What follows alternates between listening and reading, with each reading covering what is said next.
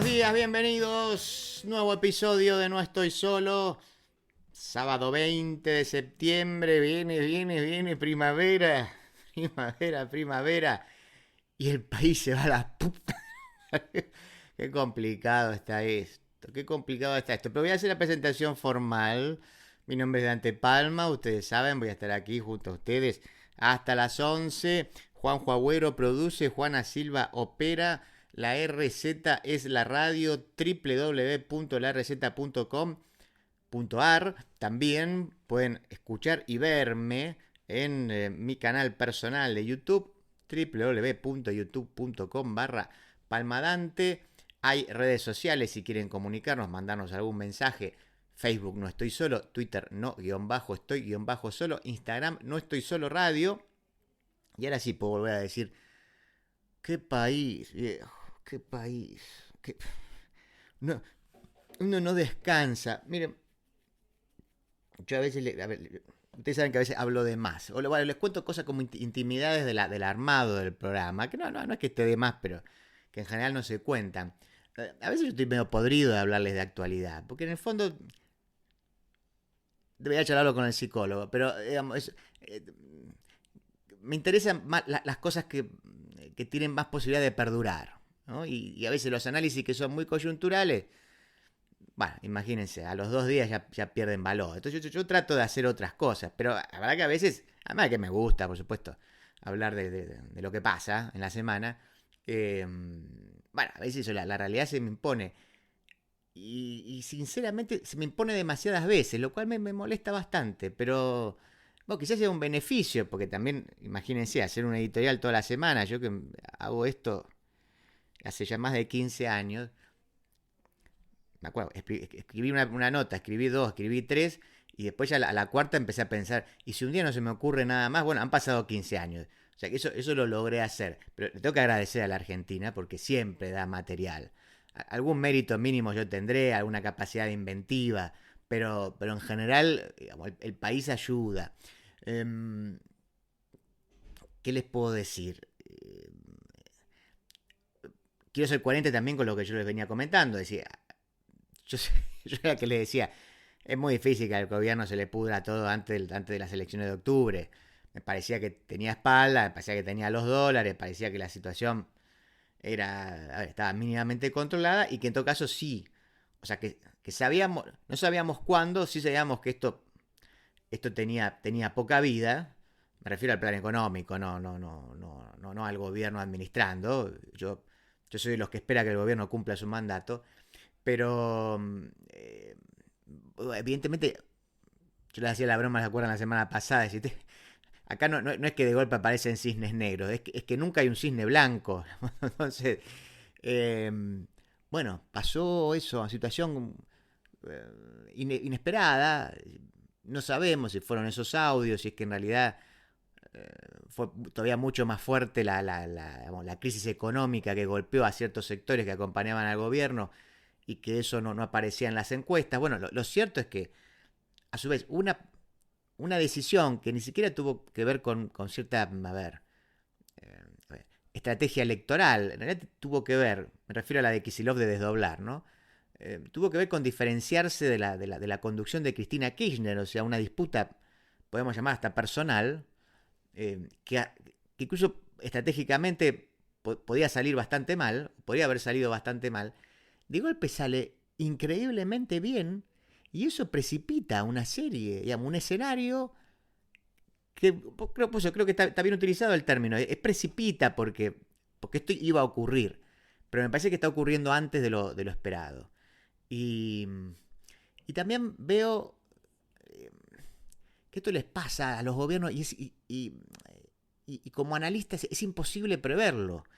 O sea, ese momento donde vos de golpe decís, che, este gobierno no le entra una bala. No le entra una bala. A este y a todos, ¿eh? No le entra. Por supuesto, al principio es fácil, voy a decir, los primeros 100 días, está claro. Pero de golpe hay procesos que se extienden. Y vos decís, mirá lo que se mandaron acá, mirá este error, mirá este caso, mirá este evento, mirá esto, mirá. Y no hay caso, y no hay caso, y no hay caso. Ahora, de repente. Y eso, y a veces no es que. No, bueno, lo que pasa es que hubo una situación. Quizás, no sé, el Alberto Fernández, bueno, podríamos pensar, bueno, esa foto de Olivo fue como el detonante. Eso ya podría ser, ¿no? Hay como un hecho conmocionante. Pero igual yo soy de los que cree que nunca es solo eso. Nunca es. Habría que pensar bien, tendría que ser algún hecho muy, muy, muy, muy potente. Creo que es grave lo de los audios, más allá de que todavía esto se está investigando. Que eso puede ser un golpe importante, pero me da la sensación de que que en sí mismo no puede explicar esto que está ocurriendo, digamos, esta crisis en la que entró el gobierno, que a su vez también lo veníamos charlando, insisto. Es más, uno puede imaginar, es una hipótesis, no tengo información, que en realidad la circulación de estos eh, audios tiene que ver con la interna del gobierno, que a su vez no cesa, no la ha podido resolver Milei, no sé si la va a poder resolver, evidentemente llevarse puesta a su hermana no es parte de las posibilidades, y pareciera que tampoco hay una especie de juego ahí de ver quién la tiene más grande, y el gobierno entiende que fortaleza es no ceder y doblar la apuesta, cuando a veces puede ser lo contrario, o debería ser lo contrario, y bueno, y no. Digo, hay como procesos que yo decía que no se pueden prever. Uno es ese, es decir, cuando de repente empiezan a entrar las balas.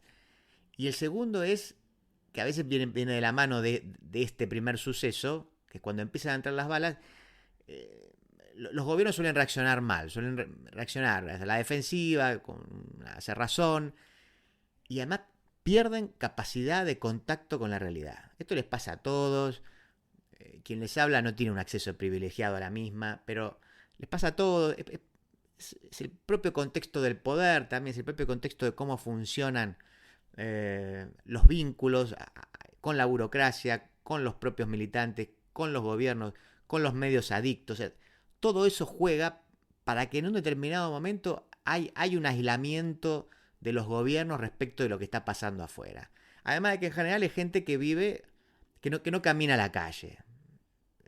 ¿Sí? Uno En general, la gente que tiene mucho poder o que ocupa determinados cargos del gobierno eh, no va al supermercado quizás con la misma asiduidad con la que vas vos. Quizás no va nunca. Esto intentaba pensar. Quizás vive en barrios a los cuales vos nunca pisaste. Y eso creo que en algún momento opera. Empieza a ocurrir. Me da la sensación de que es eso lo que está ocurriendo. Más allá de que a su vez también vemos una situación económica. Yo le digo, yo hace tiempo que no salgo en vivo, estoy grabando el viernes a la mañana. No sé, ayer jueves se fue un quilombo la economía, los bonos, la caída, el Merval, el techo de la banda que voló por el aire. Entonces, a su vez Caputo saliendo. Ahí leí distintos números, pues se llegó a hablar de una venta de más de 300 millones de dólares para que no suba el techo de la banda. Subió igual, a su vez todos sabemos que esos números no se pueden sostener. Mostrar que se ha vendido todo eso es una forma del gobierno de decir, miren que la voy a poner toda y que no me van a doblegar, y a su vez también tiene como la otra cara, o sea, tiene el efecto paradójico de mostrar que el gobierno está débil, porque si para poder sostener un dólar en los números que el gobierno quiere, tiene que salir a vender toda esa guita y aún no lo puede lograr, bueno, todos sabemos que se pudre. Todos sabemos que se pudre. Obviamente digo, creo que es imposible que el gobierno salga a vender, digamos, no va a hacer falta que salga a vender 300 millones de dólares por día, pero con que venda 50 se pudre igual. No dan los números, no se puede sostener eso. Eh, Otra vez, en el mejor de los casos llegarán a la elección de octubre. Es el mejor escenario, pero también, discúlpenme, no corresponde al análisis, pero uno dice, estoy podrido, viejo. Estoy podrido de vivir así. No tiene que ver con mi ley nada más. Esto lo decíamos con Alberto Fernández, lo decíamos. A ver, bueno, antes leía un número, no me acuerdo. De una lástima no saqué. Vi un gráfico ahí que mostraba es el crecimiento promedio de los países de Sudamérica. Mira, me parece que tomaba 2012, o sea, que tomaba, como si fuera el último mandato de Cristina hasta acá. Y todos los países de Sudamérica, en promedio, a ver, habían subido, estoy diciendo a ojo, no me acuerdo, pero, a ver, entre 1,5, 2, 3, algunos 4, de crecimiento promedio anual. Argentina era el único que tenía crecimiento negativo, 0,1. O sea, estamos hablando de casi 15 años. Ya son un par de generaciones, en algún sentido. Y uno se acostumbra, ¿viste? Cuando tenemos la posibilidad de conversar con alguien de afuera, todos admirados, dicen, no, bueno, uno en Argentina se transforma en un experto en economía, y tiene razón, pero es una mierda. Es una mierda, no se puede vivir así.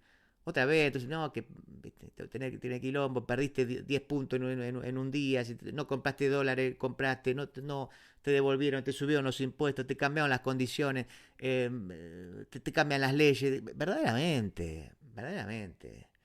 Eh, me estoy acordando a Nicolás Repeto, ¿se acuerdan de ese famoso cuando después de unos cuantos años volvió a la Argentina y yo, les vengo a contar lo mal que la pasaron? No, no, bueno, yo la estoy pasando como ustedes, digo, no vengo de afuera tampoco, pero esto que les estoy contando es algo que ustedes están viviendo, así que nada más que repito lo que nos pasa. Eh, pero la sensación, a ver, si quieren, esto se puede conectar también, es una hipótesis de nuevo, pero con lo que probablemente esté padeciendo muchos de los votantes de Milei, por lo que decíamos, ¿se acuerdan la semana pasada que no hubo más votos, el peronismo no sacó más votos, en términos relevantes, no sumó votos en la provincia de Buenos Aires, y sin embargo lo que sí ocurrió es que la alianza pro Libertad Avanza perdió un montón de votos, perdió como 1.500.000, 1.600.000. O sea que hay mucha gente que me imagino que está razonando en este sentido, si estoy podrido. No me van con los peronistas, no me van con... Escuchen, Macri fracasó, los peronistas fracasaron y ahora otra vez también este tipo nos va a hacer volar por el aire y me quedo en mi casa, no quiero ir a votar, muéranse todos. Y tienen razón, ¿qué quieren que se les diga? Y tienen razón. No es normal esto que nos pasa en Argentina. No importa, tampoco hay tiempo ahora, ¿viste? Para reflexionar por qué, bueno, ¿cuándo se jodió la Argentina? Pregunta Vargas Llosa, ¿viste? Entonces todo el boludo dice, bueno, en el 45, no, sos un boludo, ¿viste? Las cosas son más complejas, pero eso,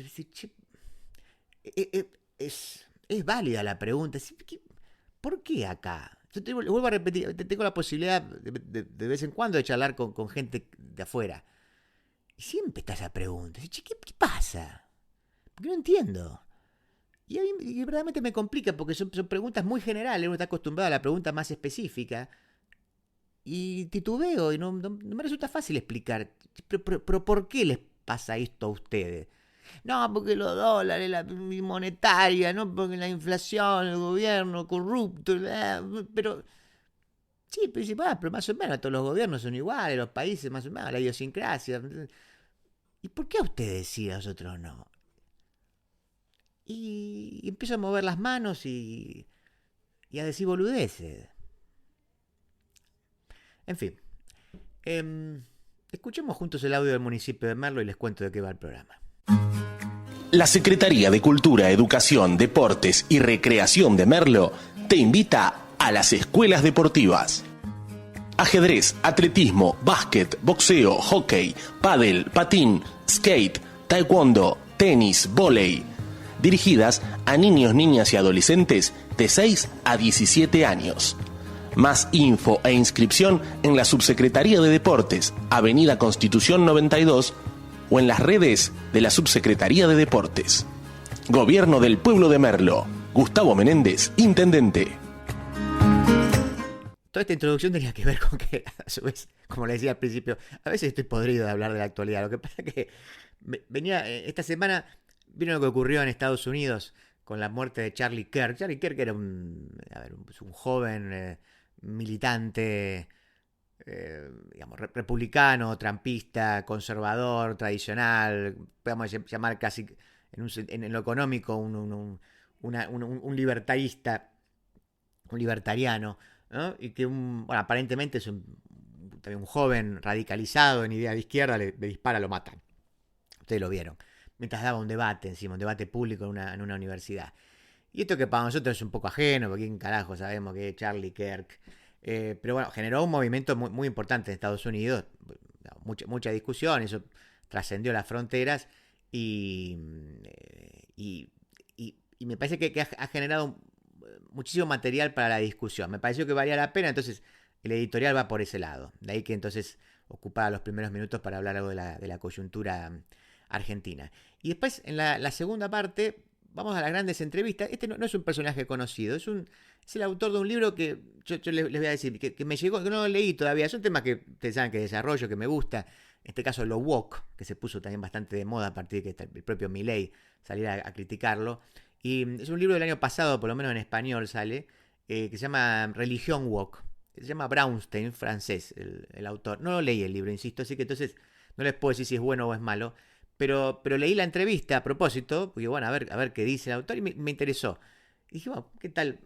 ¿Por qué no leerla en el programa? Quizás eso les permite, le da ganas de leer el libro, o justamente todo lo contrario. Pero así que entonces la segunda parte la vamos a dedicar a eso. Yo ya me he extendido demasiado. Vamos al municipio de José Cepaz, al spot de esta semana, y luego nos metemos de lleno en el editorial del día de hoy. En José Cepaz sumamos 40 móviles de seguridad para fortalecer la protección ciudadana. Mayor presencia, más prevención. José Cepaz crece. Tributo por seguridad e higiene, vencimiento 30 de septiembre. Tributo por conservación de la vía pública, primer vencimiento 12 de septiembre. Segundo vencimiento 26 de septiembre. Pedí tu recibo por WhatsApp al 113-878-9504. Municipalidad de José Cepaz. Intendencia Mario Ishi.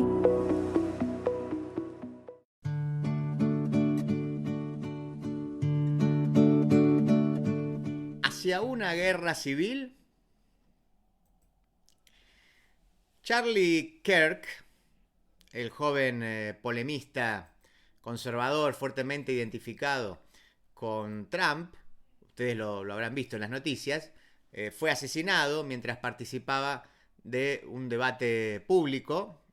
Las imágenes las imágenes del horror, podríamos decir, dan la vuelta al mundo, se transforman a su vez en una cuestión de Estado, y llevan la polémica naturalmente allende Estados Unidos.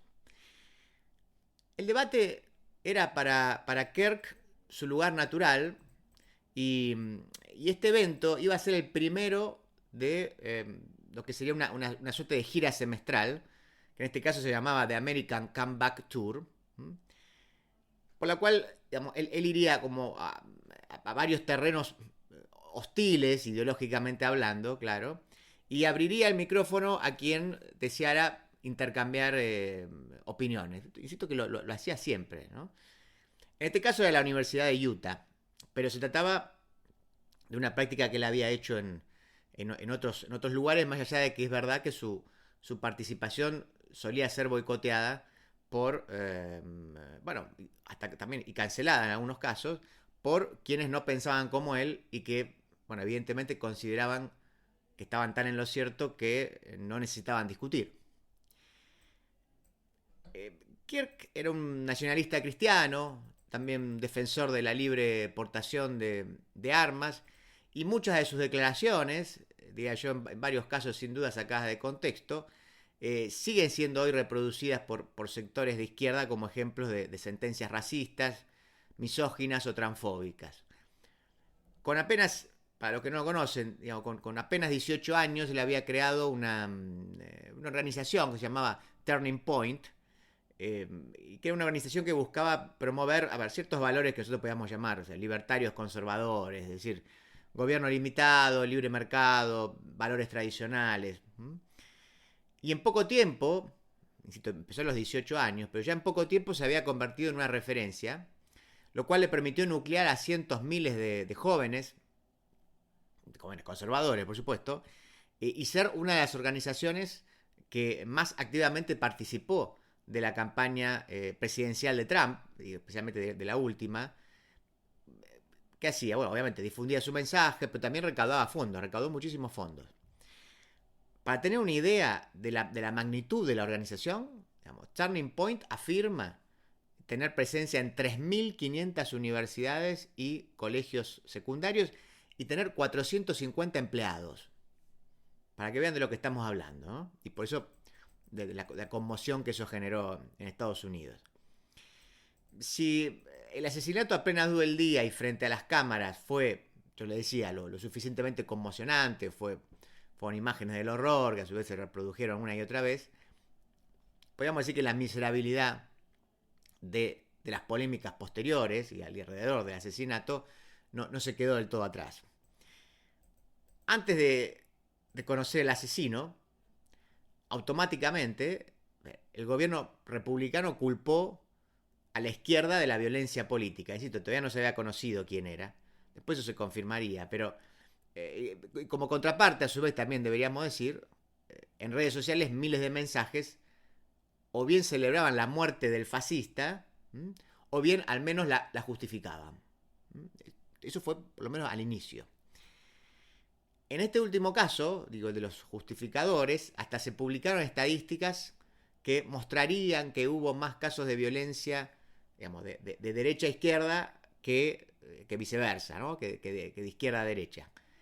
Y se apeló también, esto es bastante común, por cierto, a la idea del efecto boomerang, que es algo que la izquierda progresista suele utilizar, obviamente contra la derecha, cada vez que el atacado no es de su bando, ¿no? Es decir, la violencia es de derecha.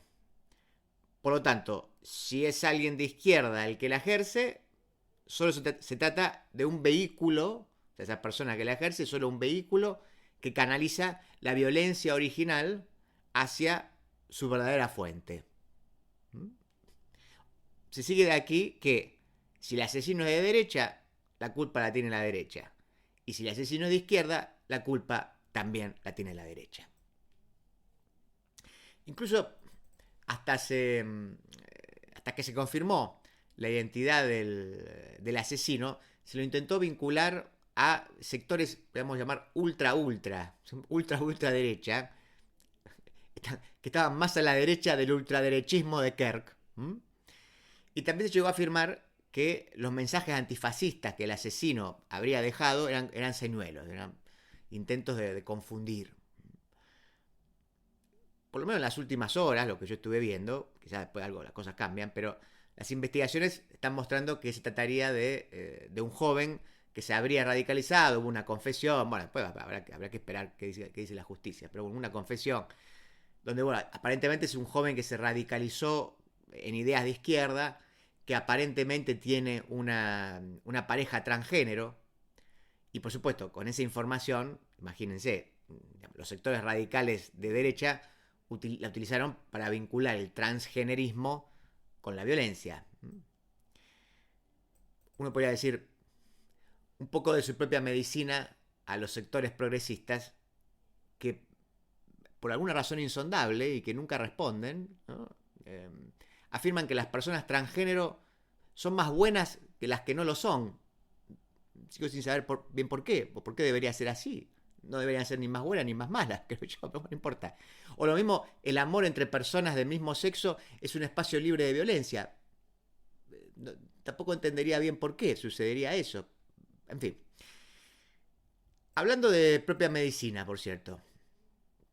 Las redes y los medios progresistas ahora se horrorizan porque, no sé si lo vieron, hubo algunos casos, aparentemente, hubo algunos casos de despidos, incluso en empresas privadas, digo, de aquellas personas que se burlaron o que justificaron el asesinato de Kirk. Los mismos que impulsaron la cultura de la cancelación, ¿se acuerdan esa que sigue estando, pero estaba muy de moda hace un par de añitos?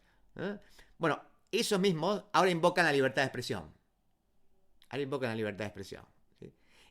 Y a su vez, los que invocaban esta última, o sea, la derecha que invocaba la libertad de expresión ante la selectividad cancelatoria del progresismo, porque al progresismo le encanta cancelar, pero es bastante selectivo con las cancelaciones. Bueno, ahora devuelven gentilezas. Sí. En el medio, demostraciones flagrantes de la presencia, de hecho, del derecho penal de autor. Aquel identificado con el nazismo, donde, ustedes recordarán, no importan los hechos. Para el derecho penal de autor no importan los hechos, sino las características personales del autor. No importa lo que hizo, sino quién lo hizo. Esto se complementa a su vez en estos tiempos con la otra cara, lo que solemos llamar acá la víctima esencial, sobre la cual, en realidad, otra vez, tampoco importa qué hizo, sino qué es. ¿Mataron a alguien? Ok, pero ¿el agresor es mujer o es varón? ¿Es negro o es blanco? ¿Es de izquierda o de derecha? ¿Es gay o es hetero? ¿Y la víctima a qué grupo pertenece? Eso es lo que parece que tenemos que saber. No importan los hechos. No importan los hechos. Porque simplemente lo que interesa son determinadas identidades o determinados posicionamientos políticos que te ubican como agresor o víctima independientemente de lo que hagas. A nivel civil, sin dudas. Y a nivel legal, también. Al menos en algunos casos. Al menos en algunos casos. Lo cual es muy preocupante. Por cierto, se trata de una violencia que, en este punto hay que decirlo, no comenzó la derecha. Pero un elemento tan sorprendente como preocupante, diría yo, ha sido el modo en que poco a poco la violencia política se instala, diría yo, coqueteando, al menos desde lo discursivo, con la idea de una guerra civil. Una guerra civil. Probablemente sea una exageración, yo considero que sí. Pero The New York Times publicó una nota donde se ocupa de medir las menciones a Civil War, ¿no? al término en inglés, en las redes sociales tras los últimos eventos de violencia política. Y es impresionante cómo el número va creciendo dramáticamente, ¿no? Por ejemplo, en 2002, cuando la justicia estadounidense se acuerda que lo perseguía a Donald Trump y hace un allanamiento en Mar-a-Lago, digamos, una de las residencias de él. Ahí, en las redes, hubo 118.000 menciones a la idea de una guerra civil. Esto en las primeras 48 horas. Siempre toma las primeras 48 horas. 118.000. Cuando fue el intento de asesinato de Trump, que le perforó la oreja al tiro, insisto, en la misma cantidad de tiempo, de 118 a 260.000 pasamos. Y ahora, tras el asesinato de Kirk, pasamos a 340.000. Insisto, a ver, a mí me parece que el dato es anecdótico en un sentido. Y por supuesto que de las menciones en las redes no se sigue un hecho. Pero en todo caso sí parece una prueba del recalentamiento de una polarización que ya viene demasiado recalentada. Si quieren, por lo menos al menos en las redes. Y lo dejamos ahí. Veremos si eso se transforma después en actos reales o en demasiados actos reales, porque los hay ya. A propósito, también, en este mismo espacio, no sé si se acuerdan, fue el año pasado, yo les comentaba la película que se llama justamente Civil War, que es la de Alex Garland, el que había hecho Ex Machina, Debs, Annihilation, quien confesara que comenzó a imaginar esa película. Si no la vieron, véanla. Él empieza a imaginar la trama tras los incidentes de la toma del Capitolio en 2020, ¿se acuerdan? Claro, a ver, entonces no es casual que esté ambientada la película en Estados Unidos. Pero lo interesante es que el film es reacio a cualquier identificación con alguna de las partes en pugna. Uno esperaba, bueno, es una típica película que sale antes de la elección, entonces va a estar contra Trump. No. De hecho, hay momentos en que no queda claro a qué bando pertenecen los combatientes que circunstancialmente aparecen en escena. No sabes para dónde patean. A ver, sabemos que el presidente habría ingresado en una deriva autoritaria intentando ir por un tercer mandato inconstitucional y que habría disuelto el FBI. Eso es lo que sabemos. En todo caso, también sabemos que esta guerra enfrenta a las fuerzas leales al gobierno con las fuerzas occidentales secesionistas de Texas y California. No casualmente, un estado, digamos, republicano, Texas, y un estado claramente identificado con los demócratas, como otra vez, para no dar lugar a interpretaciones tendenciosas o segundas lecturas, como estos son los rebeldes, entonces el gobierno está... No, es imposible inferirlo. Ahora, una de las cosas que no sabemos, el gobierno, que tiene esta gira, esta deriva autoritaria, ¿es republicano o es demócrata? Esta es una de las razones por las que la película resulta incomodísima, porque no nos da digerido quién es el malo y quién es el bueno, de modo que nos impide tomar posición. O sea, lo único relevante en el debate público moralista de la actualidad es eso. Lo único que queremos es que nos dejen tomar posición. Y lo que es peor, nos obliga a juzgar hechos sin conocer la identidad de los ejecutantes. O sea, una obra con autores anónimos. Podemos separar la obra del autor. Bien, por fin, gracias, por fin. Voy cerrando. Ezra Klein es un columnista claramente identificado con el progresismo, otra vez en The New York Times.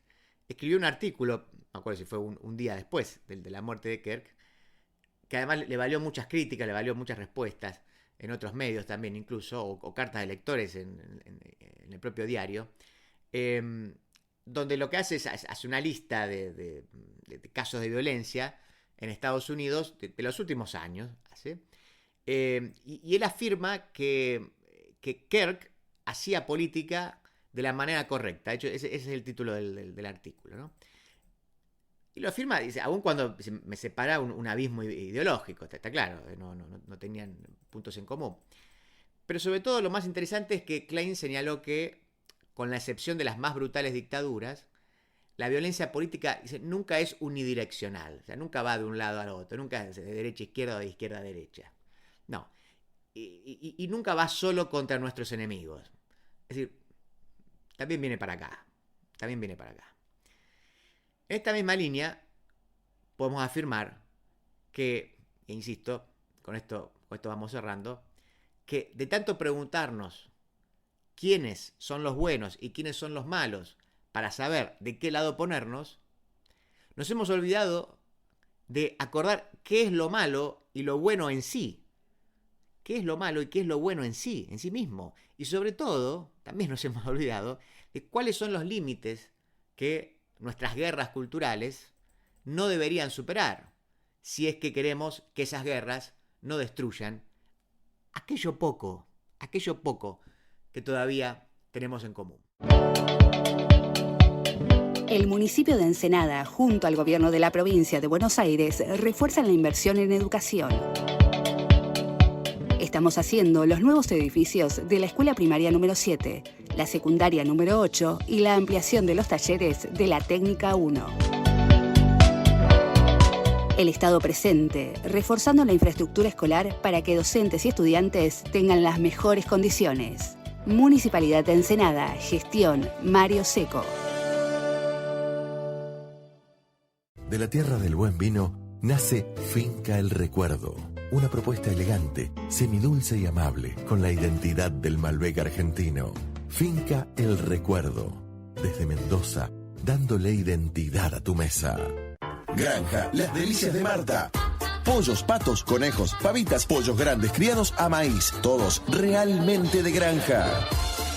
Encontranos en Rivadavia 8351, puesto 85, Mercado Vélez Sarsfield. Pedidos al 4671-7079. Ahora también aceptamos tarjetas de crédito. Lo de Lalo, asador criollo, carne de gran calidad, en un espacio cálido y acogedor. Reservas al 4701-5993, www.lodelalo.com.ar, Avenida Congreso 2011, esquina O'Higgins. Se sumaron 900 nuevos policías para aumentar el patrullaje en las calles. Además, se incorporó más tecnología con chalecos de última generación y armas Taser y Birna de baja letalidad. Conoce más en buenosaires.gov.ar/seguridad. Buenos Aires Ciudad. Librarte 2025. Del 4 al 12 de octubre, de 15 a 21. Viví la Feria del Libro de Berazategui. En el Centro Municipal de Actividades Roberto de Vicenzo, calle 148 y 18. Presentaciones de libros, talleres, espectáculos y un montón de propuestas para disfrutar en familia. Entrada libre y gratuita. Descubrí más en berazategui.gov.ar. Berazategui, corazón de zona sur. Berazategui Municipalidad. Mientras líderes, intelectuales y artistas transformaban el mundo, alguien les preguntó ¿por qué lo hacían? En No Estoy Solo, presentamos Grandes entrevistas. Gandhi, Marx, Kennedy, Dalí y muchos más. Dialogando con un periodista para que nosotros podamos dialogar con la historia. Conseguí un libro que salió el año pasado en español que se llama La religión woke, de Jean-François Braunstein. No lo leí todavía, te los prometo para las próximas semanas. Pero a propósito de eso, me pareció que era una buena oportunidad para leerles una entrevista que le hicieron justamente a raíz de la publicación de este libro. La entrevista salió en elmundo.es el 15 de febrero de 2024. La realizó Raquel Villaécija, que es la corresponsal en París. Así que les voy a leer a ver si les interesa de qué va el asunto. Se los leo tal como apareció publicada, o sea, con la bajada, con todo lo que hizo la periodista. Se cuenta el filósofo francés Jean-François Braunstein, nació en Marsella en 1953, que cuando empezó a criticar los principios de la ideología woke, hubo colegas de la universidad que dejaron de hablarle. Y no lo han vuelto a hacer. Si los principales trabajos del francés profundizan sobre la ciencia y su historia, ahora acaba de publicar en España su última obra, La religión woke, que la publicó la Esfera, en la que analiza de manera crítica lo que para él se ha convertido casi en una nueva fe que amenaza las democracias. Comienza la entrevista. Dice, ¿por qué quiso dedicarle un libro a la filosofía woke? Ya había escrito un libro en el que hablaba de términos filosóficos que eliminan los límites entre el hombre y la mujer, la vida y la muerte. Ahora lo que tenemos en muchas universidades son las ideas que llamamos woke, ¿no? Se puede traducir como despierto, despertar, ¿sí? En el sentido de eso, de despertar de las injusticias. He querido conservar ese término porque es una nueva visión del mundo, muy distinta a la actual, que cree que lo que importa es la conciencia y no el cuerpo. Importa la conciencia y no el cuerpo. Es una idea revolucionaria que va contra la ciencia, dice él. ¿Y por qué lo considera una religión? Si hablo de religión porque va contra la ciencia, contra el intercambio libre de argumentos y de la realidad, tal y como la conocemos. Es la primera religión que se enseña en las universidades. Desde el siglo XIX, este ha sido siempre el lugar de la tolerancia y la libertad de opinión, y hoy la mayoría están dominadas por esta religión woke. Evoca lo que llamamos el gran despertar religioso, y es una religión sin perdón, en la que el hombre blanco, colonialista, es culpable siempre de oprimir a las víctimas eternas. La libertad de discusión, la búsqueda de la verdad y el conocimiento objetivo están en cuestión.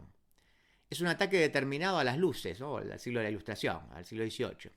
La herencia del conocimiento y la cultura occidental. Era mi deber intelectual abordarlo, dice Braunstein. Continúa la entrevista. ¿Es como si tuviéramos necesidad de religión? Pregunta. Exactamente. Se desarrolla normalmente en los países occidentales en los que las grandes religiones tradicionales están a punto de desaparecer. La religión ha desaparecido y esta es una de reemplazo, que da una serie de esperanzas. La de castigar a los malos con la idea de que vamos a fabricar un hombre nuevo. El mundo nos mira con consternación y las dictaduras del mundo entero se aprovechan. ¿Cómo dice? ¿En qué sentido? Putin en Ucrania, dice. China aprovecha para criticar a los americanos y los islamistas usan todos los temas del movimiento woke. Es una señal de extrema debilidad para el mundo exterior.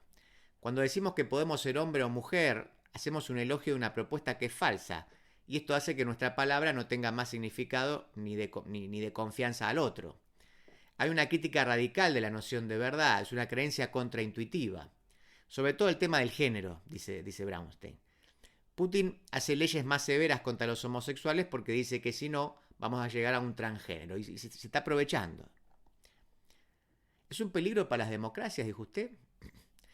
Hay democracias en las que subsiste la religión y otras en las que ya no hay. En Francia la religión cristiana está terminada. Es raro ver hasta qué punto mucha gente dice que le da sentido a su vida. En realidad es la ignorancia. El wokismo florece sobre una ignorancia colosal. El sistema educativo en Francia no funciona. Algunos alumnos no saben ni dónde está Israel.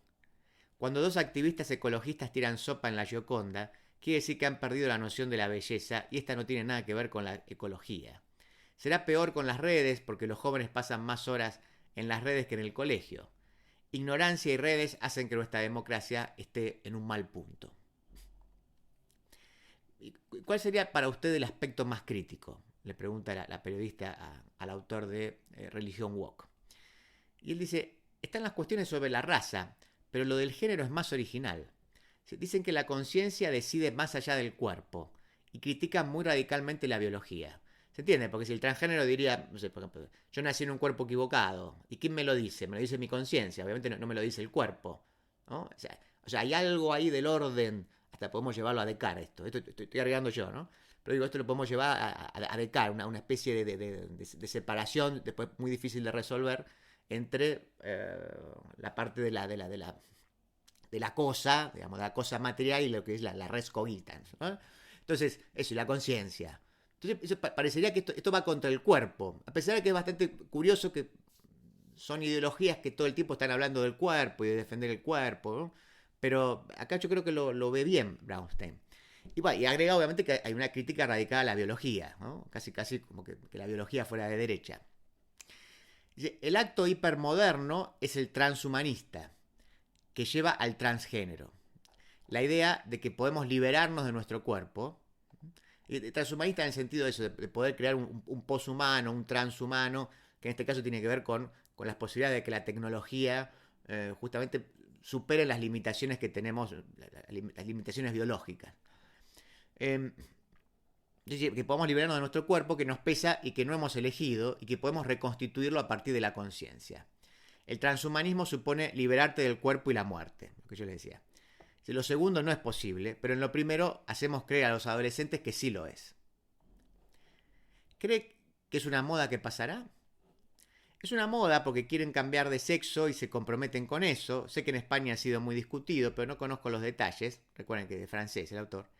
En la mayor parte de los casos son adolescentes que están en las redes sociales y están orgullosos de entrar en esta nueva familia, entre comillas. El rol de las redes es masivo. Si eres una chica joven, blanca y sin problemas y en el colegio dices que vas a cambiar de sexo, de repente tienes 10.000 seguidores. La conciencia cuenta más que la realidad y ahí entramos en un mundo imaginario. Los adultos, vale, pero en el caso de los jóvenes hay que parar esto, dice. La periodista le dice, si yo le digo que soy un hombre, por ejemplo, ¿cómo reacciona? Si me dice que es un hombre, ¿qué debo hacer yo? Si a mí la cabeza me dice que es una mujer. Si hay un imaginario que ejerce presión sobre la realidad y para los niños es problemático que les permitamos ir en contra del conocimiento. Ataca la ciencia y supone proponer a los adolescentes una teoría que no está probada y en la que pueden reconocerse. Entramos en otro mundo y obligamos a la gente a entrar en ese mundo. Hay algo mágico en eso de que yo digo que soy una mujer y eso me convierte en mujer. Y si digo que no soy ni lo uno ni lo otro, eso me convierte en binario. ¿Esto pasa porque teorizamos demasiado?, le pregunta. Orwell decía que hay que ser un intelectual para decir cosas así de estúpidas. Detrás de todo eso hay una guerra general contra la realidad. Creemos que podemos acabar con ella, que lo real es algo pasado de moda. La idea de que podemos vivir en lo virtual es lo que nos vende el metaverso. Que podemos cambiar de género con un clic y eso no es la realidad. Estas tonterías no han acabado, han explosionado con el COVID. Vivimos en un mundo que se ha convertido claramente en un mundo virtual. ¿Qué papel tienen las redes? Son un acelerador, dice, porque hacen que se transmita muy rápido e insisten sobre la idea. Tras los ataques de Hamas el 7 de octubre, por ejemplo, las redes sociales han jugado un rol para darlo a conocer, pero vemos también la teoría interseccional que ve el mundo en términos de víctima o culpable. Los universitarios woke solo ven eso a través de un aspecto de colonizador-colonizado. Los primeros son los israelíes, con lo que matar es un contraataque, es una respuesta legítima y ahí hay que descolonizar. Y ahí ya no hay mal ni bien, y el horror se justifica si es conforme al camino. Esto es algo que va contra la experiencia en un mundo civilizado. Hay muchos estudiantes que son pro Hamas porque va en la casilla de la teoría interseccional, dicen ellos. Dice él. ¿Cree que se va a extender más esto? Bueno, algunos me decían que exageraba, pero tras lo que ha pasado con Hamas cada vez son menos. No es algo limitado a las universidades, sino que está cada vez más presente en la enseñanza primaria y secundaria y está muy presente en las grandes empresas con la idea de la inclusión. Cuando está la idea de que hay que fichar a la gente no en función de los méritos, sino de su raza. Está en los medios también, está en la política. Es una verdadera amenaza para las democracias que no van bien y hay gente que se sirve de estas debilidades. Hay mucho LGTBI, por ejemplo, que apoyan a Hamas, pero si van a Gaza, serán asesinados en el mismo momento. Jamás se sirve de esta idea para intentar minar nuestra democracia. En esta teoría hay ideas como la lucha contra el patriarcado. ¿Usted es feminista? No, dice él, porque los militantes woke no quieren que hablemos de mujeres, porque discriminaría a los transexuales, por ejemplo. Por eso no hablan de mujeres embarazadas, sino de personas embarazadas. No es feminismo, es una invisibilización de la mujer.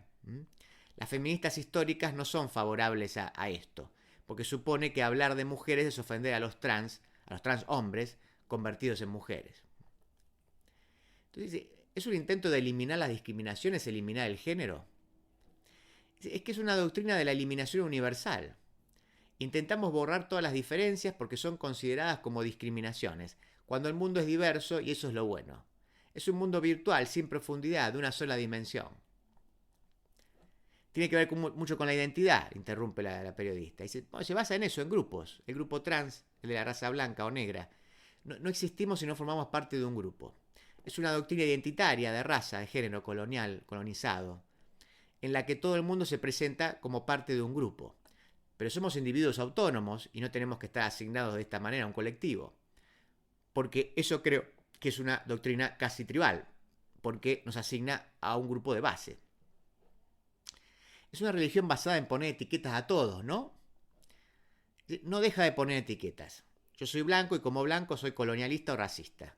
En Estados Unidos los asiáticos están mal considerados porque se supone que triunfan más, o los judíos son considerados como supercolonizadores. Poner etiquetas es lo que es catastrófico, porque todo es más complicado que otorgar asignaciones y eso es lo que empobrece el mundo. A priori sus proclamaciones son simpáticas, criticar las discriminaciones raciales, la transfobia, pero hacen lo inverso, radicalizan las posiciones. Usted dice que es una doctrina elitista. Se vive sobre todo en el mundo universitario, pero todos los jóvenes que han estado formados en unos campus o en un campus, el académico, el de los medios, el de las redes, están formados en esto. Un hombre ordinario en una institución ya no puede decir cualquier cosa. Un profesor joven que diga lo mismo que yo no tendría nunca una plaza. Son gente muy militante y el problema es que enfrente no hay otros militantes. En las universidades tradicionales había gente de izquierda, de derechas o de centro. Ahora mismo no hay mucha gente enfrente y son muy hábiles, pequeños grupos, muy organizados en las facultades y en empresas. La periodista dice, bueno, parece que en la religión woke podemos elegir todo, pero no podemos elegir no ser woke. Exacto, si en las universidades hay diversidad física, pero piensan todos lo mismo. Y eso es lo raro. Por eso hablo de religión, porque lo es en el sentido de que no puedes discutir. Ninguno de mis colegas han querido discutir esto conmigo, porque piensan que soy reaccionario, blanco, colonialista, etc. Hay gente que conozco de hace 30 años y no me habla. ¿Vamos hacia un pensamiento homogéneo? Puede haber mucha gente que piense una cosa y diga otra. Es como una dictadura. A fuerza de pensar una cosa te la acabas creyendo y acabas en el pensamiento único. Usted usa en el libro el lado cómico cuando habla, por ejemplo, de que un día podemos tener matemáticas pacifistas. Bueno, el humor no se aprecia mucho en el wokismo. El humor es una manera de criticar, pero ellos no lo ven. Por eso digo que no es una buena religión, porque esa es aquella en la que podemos reírnos y aquí no se puede. Creo que hay un lado absurdo en todas estas teorías. Siempre he pensado que iba a durar y ahora estoy más convencido. La gente no tiene religión y eso les hace la vida interesante. A falta de religión, bueno, tenemos eso. Lo de Lalo, asador criollo, carne de gran calidad, en un espacio cálido y acogedor.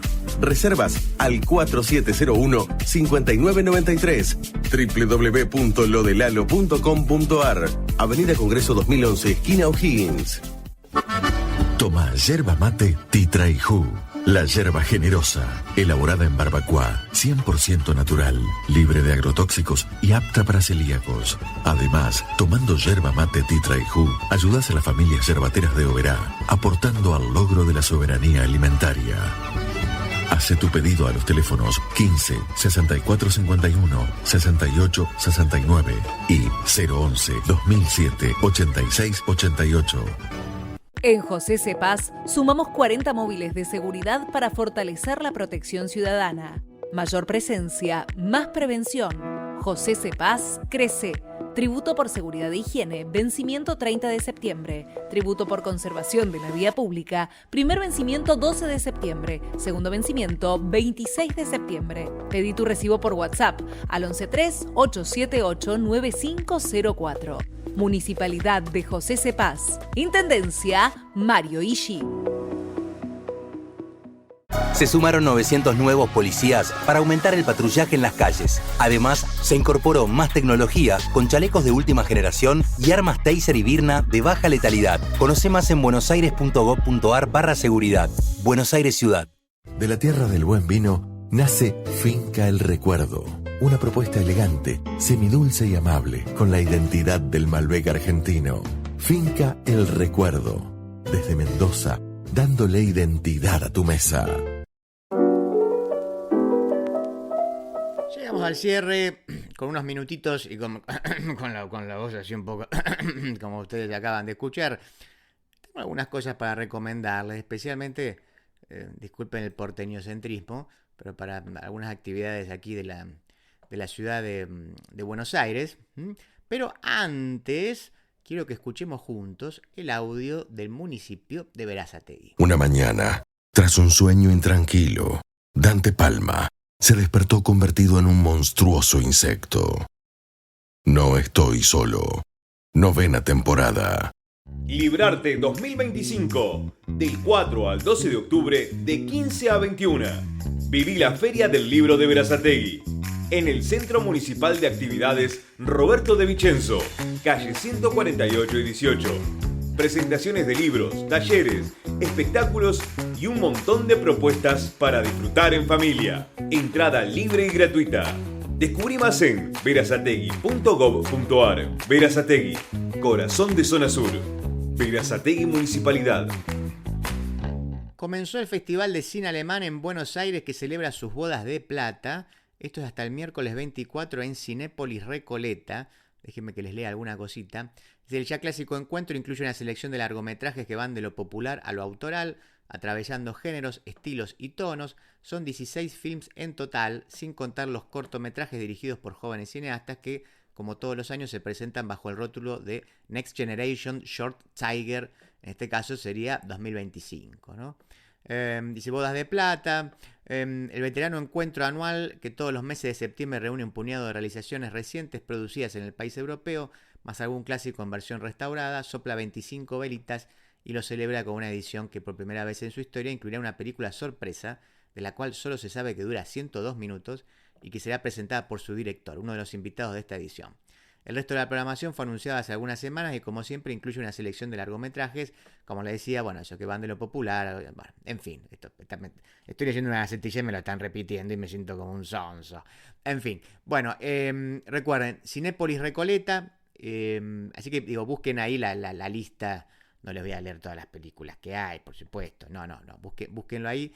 Esto es del 18 al 24, o sea que pues ya arrancó, pero quizás todavía quedan algunas entradas para por lo menos algunas cosas, ¿no? En general se suelen acabar rápido para esto. Yo al alemán nunca fui, he ido al italiano, o algunas cosas que se hacen en el San Martín, pero a este nunca fui. Por otra parte, también me había olvidado, esto es hoy y mañana, domingo, 21 de septiembre, en la Plaza Cataluña, esto es Cerrito y Arroyo, frente a la Embajada de Francia. Bueno, se hace el famoso, eso todos los años se hace, dice, bueno, se llenan de aromas dulces y salados con la nueva edición de la Feria Francesa, que es de 11 a 18:30 con entrada libre y gratuita. Se celebra la primavera y las jornadas europeas del patrimonio con gastronomía, actividades culturales y música en vivo. En caso de lluvia, se reprograma para el fin de semana siguiente. A ver, yo sé que lo único que le importa a la gente es comer. Así que obviamente vayan y coman. Les van a romper el culo porque son caras las cosas ahí, aprovechan. Además, se llena de gente, es medio insoportable. Disculpe que se los presente así. Es cierto, he ido.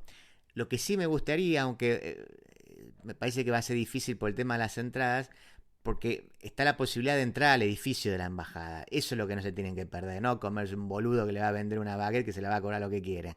Eso lo consiguen en cualquier lado, cualquier día. Traten de entrar al edificio, si es que existe la posibilidad. Porque eso, hay largas colas, la verdad que no sé cómo funciona. Acá está, disculpen. Visitas guiadas a la Embajada de Francia, sábado 20 de 14:30 a 17, domingo 21 de 10 a 17 con inscripción online. Así que ya, yo creo que no van a tener suerte, pero ya métanse y fíjense si pueden encontrar ahí un turno, que eso es lo más interesante. Ese edificio es increíble, ese edificio es maravilloso y vale la pena. Bueno, para terminar, bueno, espero que hayan disfrutado. Yo siempre los invito a que puedan volver a escuchar el programa, que lo tenemos en el formato podcast en distintas plataformas, como en iVoox, en Spotify, no sé si lo siguen subiendo, a veces me lo bajan, no sé, en fin. En Radio Cat, ahí buscan el día y el horario del programa en la RZ y lo van a encontrar. Y si no, yo siempre los invito, es mejor también para mí, que vengan a mi canal personal, al youtube.com/palmadante. Ahí encuentran entonces el programa de hoy, si es que lo quieren volver a escuchar. Para los que lo escuchan on demand, lo van a escuchar por primera vez allí. Y también encuentran videos de algunas de las secciones, como el editorial, y en el caso del día de hoy la entrevista a Brownstein sobre el libro de Ideología Woke. Además, de vez en cuando sumamos ahí algún contenido y ofrecemos siempre los cursos. Recuerden que están vigentes, el canal tiene ya unos 2 años, hay 4 cursos que ustedes pueden hacer. Cuento los más viejos, era la filosofía en las redes sociales, eso lo hacíamos a partir de Borges, de cuentos de Borges. Después hicimos el curso sobre Orwell, digamos, a partir de 1984, como pensar algunas nociones de la vigilancia, ¿no? Qué significa Gran Hermano hoy, la relación que tenemos con las cámaras, con las redes sociales. El tercero que habíamos hecho era sobre la derecha de Milei, un poco rastrear los orígenes, qué es el anarcocapitalismo, cuáles son los autores, vamos a decirlo así, sobre los cuales se ha fundado Milei, cuáles son los nuevos gurúes de esta nueva derecha, o la alt-right, como la quieren llamar. Y el último es el que salió hace poquito, que es el de Entender la política, Platón, Maquiavelo y los ingenieros del caos. Bastante descriptivo el título. Obviamente vamos a hablar de Platón, especialmente la idea del filósofo rey que está en República. Esta idea de que, bueno, finalmente el que tiene que gobernar es el filósofo, porque el filósofo es el único que conoce, es el único que tiene la capacidad para entender que la verdadera realidad, la que está en el mundo de las ideas, y no en este mundo de puras apariencias que nos engaña. A partir de eso mostramos la contraposición con Maquiavelo, quien viene a romper con este supuesto vínculo entre la política y la moral que establecía Platón. Entonces, bueno, en Platón están unidas la moral y la política, no las podés separar. Y viene Maquiavelo y te dice, no, justamente, no, son espacios separados. Tenemos que entender esto. Eso no quiere decir que el político sea malo, que esté todo el tiempo o que el político sea entendido justamente como se derivó del famoso libro de Maquiavelo, El Príncipe. No, el político es maquiavélico, es decir, solamente le interesan le justifica todo con el fin de tener el poder. No, la cosa es un poco más compleja incluso en Maquiavelo. Eso es algo de lo cual vamos a charlar. Y después ver ya en la actualidad lo que es el libro de Giuliano da Empoli, de los ingenieros del caos, para ver cómo las transformaciones de la política aparecen con mucha potencia ahora en esta era de redes sociales, de manipulaciones, de posverdad, en fin, de lo que ustedes, fake news. Así que les soy sincero, les agradezco. Se anotó un montón de gente, otro montón me preguntó. Los invito a hacerlos. Mándenme un mail a danteblog@gmail.com. Ahí les cuento cómo se inscriben. Son 3 clases de 2 horas online, on demand, las puedes ver cuando quieras. Y sale muy poca guita. Así que, bueno, si tienen ganas de hacerlo, no creo que el dinero sea un inconveniente. Y de hecho no lo va a hacer. Estoy seguro que no lo va a hacer. Y a mí me gustaría entonces que puedan, si no quieren hacer este curso, quieren hacer alguno de los anteriores, también pueden hacer todos si quieren, claro, ojalá. Y si no pueden, no importa, métanse en el canal y suscríbanse, que es gratis, y pueden acceder entonces a los videos que vamos subiendo. Hay más de 200, no sé si hay como 250 videos ya, y ayudan a que conformemos una comunidad. Nada más para decir. Juanjo Agüero en la producción, Juana Silva en la operación. Mi nombre es Dante Palma. No estoy solo. Hasta el próximo sábado. Mi corazón.